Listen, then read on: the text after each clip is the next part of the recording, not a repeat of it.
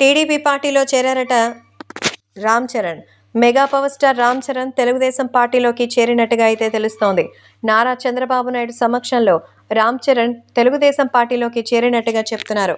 మరి జనసేన పార్టీ ఉండగా తెలుగుదేశం పార్టీలోకి ఎందుకు చేరారు అని అంటే, జనసేన తెలుగుదేశం రెండు పొత్తుకు ఓకే అయినటువంటి సంగతి తెలిసిందే.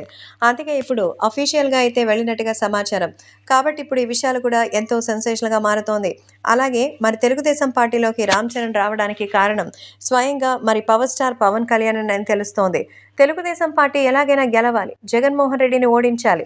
తన పార్టీ గెలవకపోయినా, తన చేతిలో అధికారం రాకపోయినా పర్వాలేదు, జగన్ ఎట్టి పరిస్థితుల్లో గెలవకూడదని ఇప్పుడు మన జనసేనాని పవన్ కళ్యాణ్ భారీ స్ట్రాటజీ పెట్టారు. అందుకే పవన్ కళ్యాణ్ ఖచ్చితంగా మన మెగా ఫ్యామిలీ తరపు నుంచి కొంతమంది సభ్యుల్ని టీడీపీకి కూడా భారీగా సపోర్ట్ చేసి మరి ప్రచారం చేయాలని, తద్వారా ఎన్నికల్లో టీడీపీకి కూడా సెలబ్రిటీస్ బాగా సపోర్ట్ చేస్తే వచ్చే ఎన్నికల్లో జగన్మోహన్ రెడ్డికి చుక్కలు కనిపించాలని, వై నాట్ 175 కాదు, కనీసం 75 సీట్స్ కూడా వాళ్ళు గెలవకూడదంటూ ఆయన టార్గెట్ పెట్టుకున్నట్టుగా తెలుస్తోంది. అందుకే అఫీషియల్గా పవన్ కళ్యాణ్ కోరిక మేరకు మన రామ్ చరణ్ జనసేన పార్టీని కాదని టీడీపీలోకి చేరినట్టుగా అయితే తెలుస్తోంది.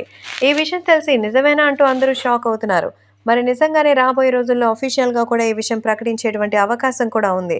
పార్టీ కాదు, ప్రభుత్వంలో ప్రజలకి సంబంధించిన అధికారమే ముఖ్యమని అంటూ పవన్ కళ్యాణ్ కోసమే చేరారట రామ్ చరణ్.